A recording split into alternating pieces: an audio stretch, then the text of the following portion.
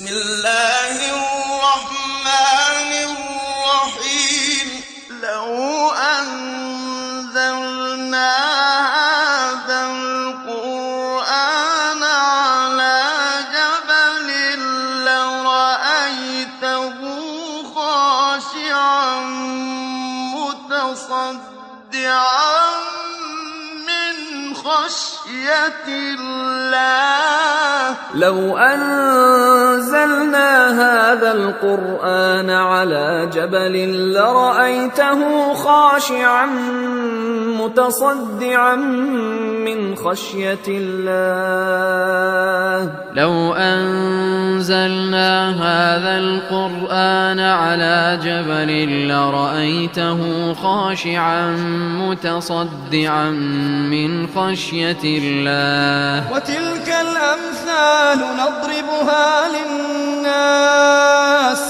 لعلهم يتفكرون. الحمد لله والصلاة والسلام على رسول الله وعلى آله وصحبه ومن والاه. السلام عليكم ورحمة الله. بەڕێزان خۆشحاڵم لەوانەی پێنجەم لە وانەکانی تەفسیری قورئانی پیرۆز بێم و خزمەتتان بە مەبەستی ڕەزامەندی خوای گەورە و هیوادارم ئەوەی ئازەی سوودی لەوەربگرن. بەڕێزان دەربارەی بسم الله الرحمن الرحیم وەکو لەوانەی ڕابردوو باسمان کرد ئاەتێکە لە سوورەت الفاتحە یانە جەهری پێ دەکرێت لە سەرەتای خوێندنەوەی ئیمام لە نوێژە جەهرەکان یانە. ئێستا دەین باز لە فەزلی بسم الله الرحمن الرحیم دەکەین کە چ گەورەیی و چ فەزلێکی هەیە. لە حەدیثێکدا کەوا ئیمامی ئەحمەد ڕوایەتی کردیە فەرمی جۆم لە ئیتر بە ئیسنادی خۆی دەینیتەوە کە لە ئەبی تەمیمە دەجێڕیتەوە کە باز دەکا لەو کەسەی کەوە لە دوای پێغەمبەر بووە صلی الله عليه وسلم لەو سواریەی کەوا پێغەمبەر صلی الله لەسەر پشتی بووە دەفەرمی عثر بالنبي صلى الله عليه وسلم واتە ئەو وڵاخە و ئەو سواریە خەریک بۆ پێغەمبەری بەر بداتەوە صلی الله عليه وسلم دەفەرمی ئەمنیش گوتم تعیس الشەیطان واتە شەیطان بەدبەخت بی واتە نەیتوانی ئەوی شەی بکاتن شەیطان وەکو جوێنێکی پێدا پێغەمبەر صلی الله عليه وسلم فەرمووی لا تقل تعیس الشەیطان مەڵێ شەیطان تعیسە و بەدبەخت بی فإنك إذا قلت تعس الشيطان تعاظم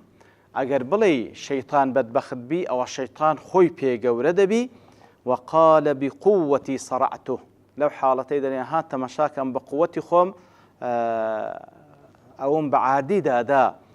وإذا قلت بسم الله بلام أجر بلي بسم الله تصاغره شيطان قد كذا بيتو برانبر بسم الله حتى يصير مثل الذباب هەندەگەت کە دەبتەوە هەندی مێشێکی لێدەیە کەواتە ئەوەش لە فەزل و بەرەکەتی بسم اللهە. و هەروەها چەندین حەدیثی دیکە لەسەر ئەوەی کەوا لە چ کاتێکدا بسم الله بکەین دیارە لە بۆ هەموو کاتێک بەڕاستی هەموو کاتێک هەر کارێک بکەین بە بسم الله دەستی پێ بکەین. بە تایبەتی مەسەن چەند حەدیثێک دەربارەی چەند کارێکی تایبەت لەوانە لە سەرەتای دەستنوێژ وەکو لەو حەدیثێکەوە ئیمام ئەحمەد و ئەصحابی سونەن دەیجێڕنەوە لە ڕیوایەتی أبي هريرة وسعيد كري زيد وأبي سعيد كاتكوا ديدنا بال پیغمبر صلى الله عليه وسلم دفرمي لا وضوء لمن لم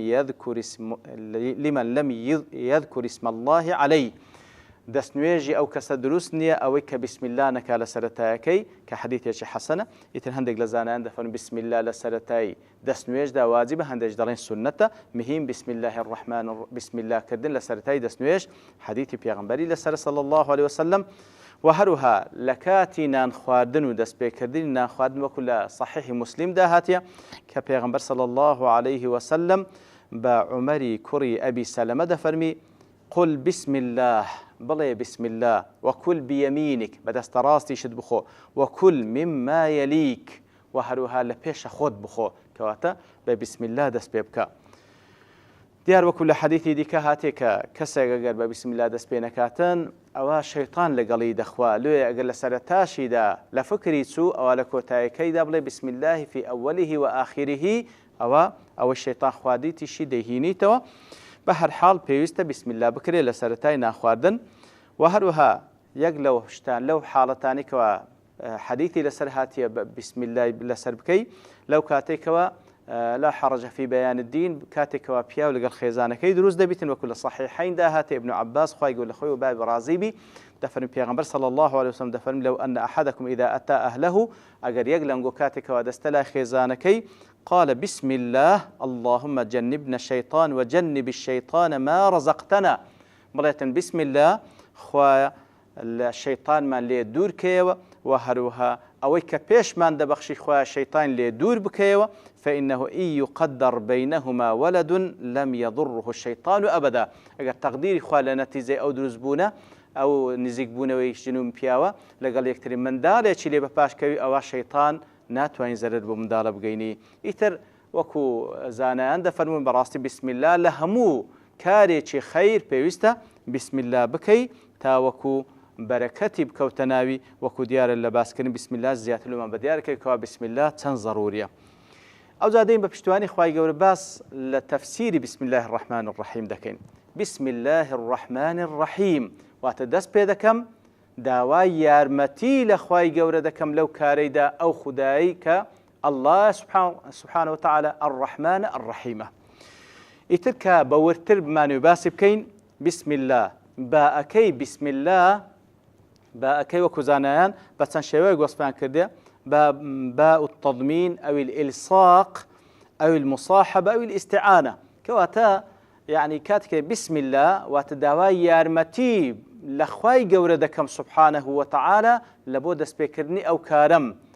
لبو دەستپێکردنی ئەو کارم ئیتر بەو شێوەیە باەکە باسکرا وەکو لە نووسینی مصحفیش کاتێکەوە تەمەشای بسم الله الرحمن الرحيم دەکەین لەو مصحفان کەوا بەڕاستی ڕسمی قورئانی تەوقیفیە تەمەشا دەکەی بسمەکە باەکی گەورە نووسرا درێژ کرایتەوە سینێکی وازح و هەروە میمێکی وازح ديار وكو قتيبي دلتن لويا باء كدريش كرايتو بسم الله الرحمن الرحيم ليكون افتتاح كلام كتاب الله بحرف معظم تاوكو دسبيتشي كتابي خواي قورة بحرفيتشي قورة دسبيب كاتم بحرفيتشي قورة دسبيبكا عمري كوري عبد العزيز رحمة خواي لبي بكاتبكي دفرمو كاتكوا بسم الله دنسي طول الباء دريج باء كي دريج بكوا وأظهر السين سينكش زور بواضحي بنسوا وفرجوا بينهما فرزل نيوانيان هبيو ليك زيابا واتا تيكالي يك نبن ودوروا الميم ميمكش زور بمدورة شي زوان بنسن لبرتسي أو ها تركيز لسر كده يفرقوا تعظيما لكتاب الله تعالى وكو قورة زانينك لبو كتابي خواهي قورة كواب راستيش تيشي زور تايبتا بسم الله كاتك دار بسم الله ديارة بسم لاسم هاتية اسم وكو بكوري بيضل الناو الاسم هو المسمى وكو زانان دفرمون هر ناو روككيا وعينه هر ذاتي ناوكيا لبري خواهي قول دفرمي سبحانه وتعالى إن كاتك وبا زكريا دفرمي إنا نبشرك بغلام اسمه يحيى إما مجدد بيدين بمن دالك كواناوي يحيايا كواتا إنا نبشرك بغلام اسمه نابي يحيى طبعا ناوكا لقل ناوروكي كوا يحيى دلين ناوروك هريكا آية لتسي اشتقاق كلا اسم لتسيوها هاتي لزمان عربي مبرد دليل كالبصرية كان دفرمي اسم لسموي هاتيا وهو العلو اسم لسموي هاتي وهو العلو برزبونوا أو ذا وكو دلين كدلين علو فكأنه على معناه وظهر عليه وصار معناه تحته إتر أوشهر وكو زانان بدوشي وليش الدنوا دلين أو كسا بناوكي برز دبيتوا ويأخذ هندك ناوشية بناوروككي وبكسكي برز دبيتوا مهم دلين لسمو هاتي لعلو هاتي والحاصل بمعنى برزبون ودي أو وكو رأي بصري كان وكو بريد وادله ثعلب بالي ثعلبج لكوفيا كان دليتن دليل لوسم هاتية لسمو هاتية لعلامته هاتية وكأنما هرنا ويق علامته نشانيك لبونا وروككي وكو زاناجن والأول الصح زيادة بيدسي لسمو لعلو هاتبيتن والله أعلم كاتي قدري بسم الله بسم الله الجار والمجرور متعلق بمحذوف يقدر فعلا متأخرا مناسبا. كاتي قضي بسم الله جار مجرورة متعلقة بشتك كوا حذف كراية كتقدير كشتيش حذف بكرة تقدير ذكري بتي فعلك متأخرا مناسبا. فعلك متأخر مناسب عندنا وكأنما كذا بسم الله الرحمن الرحيم مثلا لبو أو بابتيك أتو بسم الله لذكي مثلا أجر ما بست بسم الله كلا دواء القرآن بخينه كواتا تقدير ذكري بوي كوا بسم الله أقرأ بناي خواي جورا سبحانه وتعالى دخين مو أجر ما بست خواردن بسم الله آكل بناي خوا سبحانه وتعالى أمنان دخوم أجر ما بست نوسم بسم الله أكتب بناي خواي جورا دنوسم كواتا تقدير ذكري بفعل يشي مناسب وهذا مناسب لقال أو كاري كواتو خريجي أنزامي دي دالي متأخرشة يقول بسم الله تقدير ذكري بويكوا بسم الله مثلا أقرأ نالي أقرأ بسم الله بسم الله أقرأ يأخذ بسم الله أكتب لو يدل فعلك تأخير ذكري لدواي بسم الله كا لبرسي تأخير ذكري دالي لبردو سبب أولا لبو حصر كواتا بس بناوي خوا سبحانه وتعالى ممكن ذكم بغير ناوي خوا أو اشتناكم بغير ناوي خوا أو كاره أنزام نادم